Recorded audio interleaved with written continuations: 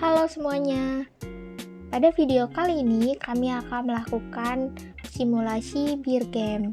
Nah, para pemain simulasi kali ini merupakan anggota dari kelompok 9, yaitu diantaranya ada Dea Yunita Purba sebagai distributor, lalu ada Syarifah Nikma Asagaf sebagai manufaktur, ada Nuria Lutfiana sebagai customer, dan ada Gali Fernanda Rizky sebagai retailer, dan ada Marifatul Rohana sebagai wholesaler. Langsung saja mari kita mulai. Terdapat beberapa poin yang akan kita bahas pada video kali ini. Yang pertama itu mengenai definisi beer game. Lalu kedua ada pemain atau pelaku yang melakukan simulasi beer game. Lalu ada alur bermainnya beer game. Lalu ada cara bermainnya beer game, dan yang terakhir melakukan simulasi beer gamenya. Beer game merupakan sebuah permainan sederhana untuk mensimulasikan aliran material dan informasi dalam sistem produksi distribusi. Permainan ini digunakan untuk mempermudah pemahaman mengenai konsep-konsep dari supply chain management. Simulasi bergame ini terdiri dari 4 entitas supply chain, yaitu ada manufaktur, ada distributor, ada wholesaler, dan juga ada retailer. Nah, setiap entitas ini terdiri dari satu pemain, dan setiap entitas menjalankan tugasnya masing-masing. Manufaktur itu bertugas untuk memenuhi pesanan dari distributor. Selain itu, manufaktur juga memproduksi barangnya. Lalu ada distributor. Nah, distributor ini untuk memenuhi pesanan dari wholesaler dan menerima produk dari manufaktur. Selanjutnya ada wholesaler, yaitu tugasnya untuk memenuhi pesanan dari retailer dan menerima produk dari distributor. Selanjutnya ada retailer, yaitu tugasnya untuk memenuhi pesanan dari customer dan juga menerima produk dari wholesaler. Informasi pesanan itu mengalir dari hilir ke hulu. Dari hilir itu maksudnya dari retailer lalu menuju ke wholesaler, lalu akan diinformasikan lagi ke distributor lalu ke manufaktur. Setelah melakukan proses pemesanan hingga produksi, maka manufaktur akan melakukan pengiriman ke hilir atau yaitu ke distributor, lalu dari distributor itu ke wholesaler, lalu dari wholesaler itu menuju retailer. Terdapat jeda waktu atau delay karena adanya proses pemenuhan logistik dan juga produksinya. Jadi setiap pesanan itu membutuhkan 2 hingga 3 minggu hingga dikirimkannya ke tahap berikutnya. Simulasi bergame dimainkan dengan beberapa periode atau biasa disebut minggu. Nah, para pemain ini harus melakukan langkah-langkah seperti berikut. Pertama, yaitu memutuskan jumlah yang akan dipesan. Jadi, kita perlu melakukan pesanan kepada hulu. Selanjutnya, kita harus menerima pesanan yang masuk. Nah, setiap pesanan yang masuk harus dipenuhi dengan baik secara langsung, yaitu dengan menggunakan inventoris jika persediaannya itu mencukupi. Namun jika persediaan tersebut tidak mencukupi, maka harus mengirimkan sisanya pada minggu selanjutnya atau biasa disebut dengan backlog. Lalu kita harus menerima pengiriman yang masuk. Setelah tadi kita memutuskan jumlah yang akan dipesan, kita pun harus menerima pengiriman yang dari hulu tersebut. Lalu melakukan pengiriman barang. Untuk memenuhi pesanan tadi, kita perlu mengirimkan barang kita kepada hilir. Yang terakhir ada memperbarui lembar kerja permainan. Lembar kerja permainan terdapat pada Google Sheet yang telah disediakan. Selanjutnya adalah simulasi Birgame. Simulasi bergame dilakukan dengan jaringan online di mana kita harus mengakses menggunakan internet. Pertama, hal yang kita lakukan adalah membuat room untuk melakukan simulasinya. Nah, ini merupakan tampilan awal. Lalu kita pencet start a new game. Lalu masukkan nama room yang ingin kita buat.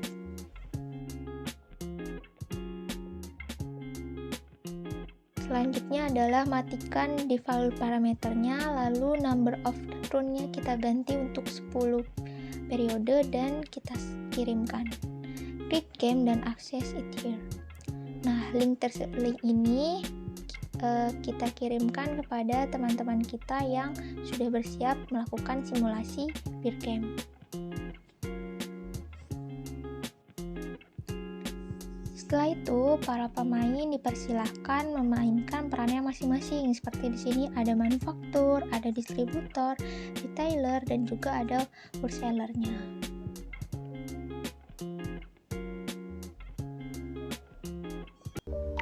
Baiklah, di sini saya akan menjelaskan mengenai cara bermain pada Birgame untuk secara keseluruhan. Di periode 1, retailer memesan barang ke wholesaler dengan mengisi outgoing order sebanyak 2, lalu wholesaler memesan barang sebanyak 6 ke distributor. Setelah itu, distributor memesan barang sebanyak 7 ke manufaktur, dan di sini manufaktur memproduksi barang sebanyak 5 buah produk.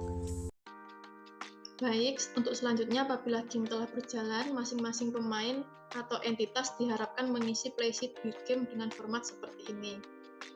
Selanjutnya, langkah-langkah yang harus dilakukan dalam mengisi playsheet adalah apabila kita menerima pengiriman baru dan mengupdate pada lembar kerja, kita akan memasukkannya pada incoming, delivery, dan juga available.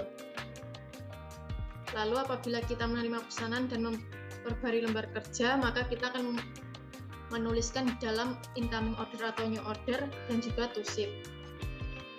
Lalu kita menghitung total barang yang akan dikirim pada minggu ini, yaitu kita memasukkannya pada your delivery. Lalu apabila kita melakukan pemesanan kepada upstream, maka kita akan melakukannya dan menuliskannya pada tabel outgoing order. Selanjutnya, penjelasan mengenai pengisian ini. Pada week 0 diisi angka 0 karena tidak adanya proses transaksi, sehingga hanya diisi oleh nilai dari inventory. Lalu, pada minggu 0, saya juga melakukan pemesanan atau order barang kepada upstream, yaitu wholesaler sebesar 2. Maka dari itu, kita menemukan cost sebesar inventory dikalikan $2 ditambah backlog dikalikan $5, maka hasilnya adalah $24 pada minggu 0 atau week 0. Selanjutnya pada week 1 kita masih belum menerima barang karena pengiriman barang dilakukan setiap 2 minggu. Available atau stok masih 12 karena kita belum menerima orderan dari customer. Selanjutnya kita menerima orderan yaitu sebesar 4. Lalu kita juga menuliskan barang yang siap dikirim adalah 4 dan barang yang terkirim juga 4. Di sini 12 dikurangi 4 menemukan stok sebesar 8 di gudang. Lalu pada minggu pertama saya juga melakukan pemesanan kepada upstream sebanyak 2. Maka cost pada minggu pertama adalah $16, di mana saya melakukan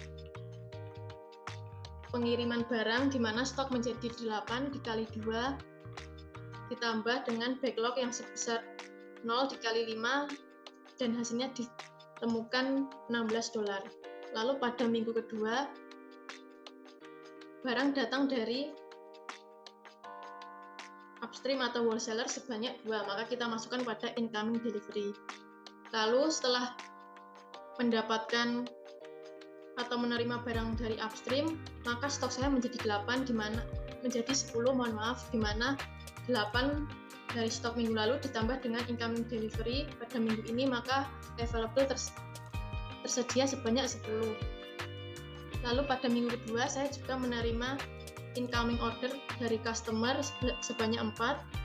Lalu barang yang siap dikirim ada 4, dan juga barang yang dikirim dalam minggu ini adalah 4. Lalu backlog masih 0 karena saya masih mampu untuk mengirim semua pesanan dari customer.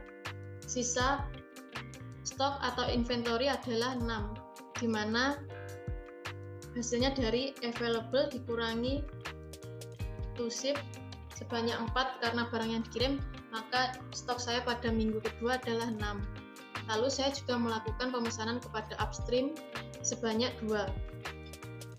Pada minggu ini cost sebesar $12, di mana inventory dikali dengan inventory cost $2 dan backlog saya masih 0 dikali dengan backlog cost $5, maka hasilnya adalah $12.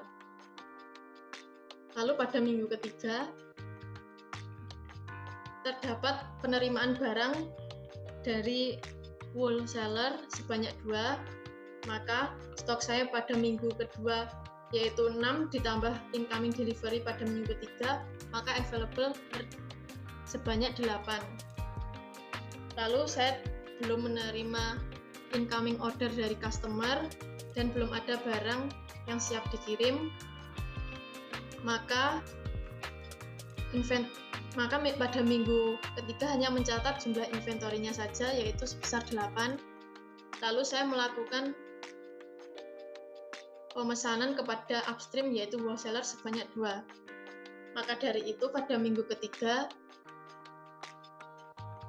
jumlah cost-nya adalah $16, di mana inventory sebanyak 8 dikali dengan $2 ditambah backlog yang masih 0 dikali dengan $5, maka hasilnya adalah $16. Untuk penjelasan minggu keempat dan seterusnya akan dijelaskan oleh rekan saya. Ini saya akan menjelaskan hasil dari permainan tadi pada minggu keempat untuk bagian wholesaler. Jadi pada minggu keempat, bagian wholesaler sendiri itu mendapatkan incoming order itu sebesar 6. Hal ini dikarenakan pada minggu pertama, wholesaler itu melakukan outgoing order itu sebesar 6. Jadi pada minggu keempat itu mendapatkan incoming order sebesar 6. Kemudian untuk jumlah barang yang tersedia pada minggu ini yaitu 18. 18 ini didapat dari jumlah persediaan pada minggu ketiga yaitu 14 ditambah 4 sama dengan 18. Kemudian wholesaler sendiri mendapatkan incoming order itu sebesar 2. Kemudian untuk jumlah barang yang akan dikirim minggu ini yaitu 2. Kemudian your delivery atau jumlah barang yang siap dikirim yaitu sebesar 2, yaitu sesuai dengan permintaan. Kemudian untuk backlog-nya itu 0. Kemudian inventory-nya itu sebesar 16. Dan melakukan outgoing order untuk minggu berikutnya yaitu sebesar 1. Hasil 16 ini didapat dari inventory minggu sebelumnya yaitu 12 ditambah dengan outgoing order yaitu sebesar 4. Kemudian pada minggu kelima, wholesaler itu mendapatkan incoming order sebesar 4. 4 ini pengiriman dari permintaan outgoing order di minggu kedua yaitu sebesar 4. Kemudian untuk jumlah barang yang tersedia di minggu ini yaitu 20. 20 ini didapat dari 18 ditambah dengan 2 sehingga hasilnya menjadi 20. Kemudian untuk incoming ordernya itu 3. Kemudian jumlah barang yang akan dikirim itu 3. Kemudian your delivery-nya itu sesuai permintaan yaitu 3, untuk backlog-nya itu 0, dan untuk inventory-nya itu sebesar 17. Kemudian untuk total cost-nya yaitu sebesar $34. Kemudian pada minggu ke-6, booth seller itu mendapatkan incoming order yaitu sebesar 4. Ini didapat dari outgoing order pada minggu ketiga yaitu sebesar 4. Kemudian untuk jumlah barang yang tersedia di minggu ini yaitu 21. Ini didapat dari jumlah persediaan ditambah dengan outgoing order sebesar 1. Jadi 20 tambah 1 sama dengan 21. Kemudian mendapatkan incoming order sebesar 4, sehingga melakukan to ship itu 4 dan your delivery-nya itu 4. Kemudian backlog-nya itu 0. Kemudian untuk inventory pada minggu ke-6 yaitu 17, serta melakukan outgoing order yaitu 1, dan mendapatkan cost sebesar 34. Dan untuk hasil akhirnya yaitu untuk booth seller sendiri itu mendapatkan hasil sebesar $290. Pada permainan Beer Game kali ini, saya berperan sebagai distributor. Di minggu ke-7, incoming delivery atau tempat untuk pengiriman barang masuk yang berasal dari upstream stage atau hulu sebanyak 2. Selanjutnya available-nya atau jumlah barang tersedia pada minggu ke-7 sebanyak 14 didapat dari inventory last week ditambah incoming delivery. Selanjutnya incoming order atau tempat untuk pesanan yang masuk di mana berasal dari downstream stage atau hilir sebanyak 1. Selanjutnya to ship-nya sebanyak 1 didapat dari back order last week ditambah incoming order. Selanjutnya delivery-nya sebanyak 1, backlog-nya masih 0, inventory-nya sebanyak 13 didapat dari available dikurang to ship. Selanjutnya outgoing order pada minggu ke-7 sebanyak 2, sehingga total biaya $26 didapat dari inventory dikali inventory cost atau $2 ditambah backlog dikali backlog cost atau $5. Selanjutnya pada minggu ke-8 incoming delivery-nya sebanyak 3, selanjutnya available-nya sebanyak 16, selanjutnya incoming order-nya sebanyak 2, selanjutnya to ship-nya juga 2, your delivery-nya 2, backlog-nya masih 0, inventory-nya sebanyak 14, outgoing order sebanyak 2 pada minggu ke-8, sehingga total cost-nya sebanyak $28, dan total cost secara keseluruhan mulai dari minggu 0 sampai minggu ke-10 sebanyak $206. Oke, baik. Di sini saya akan mencoba untuk menjelaskan sheet saya selaku manufaktur. Jadi pada minggu ke-8, manufaktur menerima incoming delivery sebanyak 8. Hal ini didapatnya dari outgoing ordernya pada minggu ke-6. Karena manufaktur ini dia akan menerima incoming delivery-nya pada minggu ke-3 setelah dia melakukan produksi. Selanjutnya untuk available-nya atau jumlah barang yang tersedia pada minggu ini ada 16. Ini didapat dari inventory pada minggu sebelumnya, yaitu pada minggu ke-8 ditambah dengan incoming delivery-nya pada minggu ke-9 ini sebanyak 8, sehingga untuk available-nya sama dengan 16. Kemudian pada minggu ke-9 ini manufaktur menerima incoming order atau new order dari pihak downstream stage-nya atau dari distributor sebanyak 2, sehingga jumlah barang yang akan dikirim minggu ini itu sama dengan dengan 2, dan jumlah barang yang sudah siap untuk dikirim manufaktur kepada pihak distributor sebanyak 2. Dan untuk backlognya masih 0 dikarenakan pada minggu ini manufaktur masih mampu untuk memenuhi permintaan atau pemesanan dari pihak distributor atau dari pihak downstream stage-nya, sehingga untuk backlognya masih sama dengan 0. Dan untuk inventorinya itu sama dengan 14. Hal ini didapatkan dari jumlah available dikurangi dengan jumlah barang yang telah dikirimkan oleh manufaktur pada minggu ini, sehingga untuk inventorinya itu sama dengan 14. Di sini untuk outgoing ordernya itu sama dengan 0 karena pada minggu ini manufaktur tidak melakukan produksi apapun. Selanjutnya untuk harganya, untuk cost-nya, untuk biaya pada minggu ke-9 ini sebesar 28. Hal ini didapatkan dari nilai inventory yaitu sebanyak 14 kita kalikan dengan biaya inventorinya itu sebanyak $2 dan itu sama dengan $28. Di sini kan harusnya kita tambahkan juga dengan nilai backlognya, hanya saja karena nilai backlognya masih sama dengan 0, jadi kita gunakan saja nilai dari inventory dikalikan inventory cost-nya, karena 0 dikalikan dengan bilangan berapapun tetap 0, sehingga di sini $28. Selanjutnya untuk minggu ke-10, manufaktur menerima incoming delivery sebanyak 2. Hal ini didapati manufaktur pada outgoing ordernya pada minggu ke-7.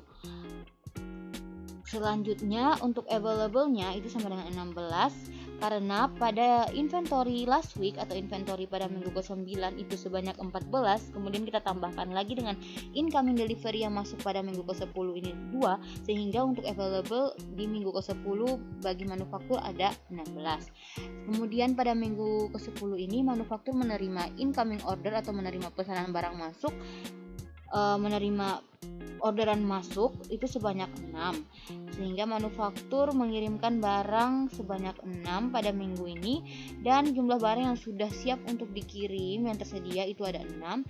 Untuk backlognya juga masih sama dengan 0 karena manufaktur masih mampu untuk memenuhi pemesanan dari pihak downstream stage-nya atau dari pihak distributor, sehingga untuk backlognya masih sama dengan 0. Dan untuk inventory-nya itu sama dengan 10 karena untuk jumlah available ini sudah kita kurangi dengan jumlah barang yang sudah kita kirimkan kepada pihak distributor, jadi barang yang tersedia di gudang kita tersisa 10. Untuk outgoing ordernya sama dengan 0 karena manufaktur tidak melakukan produksi pada minggu ke-10 ini. Dan untuk biayanya itu sama dengan 20 didapat dari jumlah inventory dikalikan biaya inventorinya yaitu 10 dikalikan dengan $2 sehingga menghasilkan $20. Sehingga untuk total biaya produksi pada manufaktur selama 10 minggu adalah sebesar $127. Sekian pembahasan dari kelompok 9 mengenai permainan board game. Terima kasih.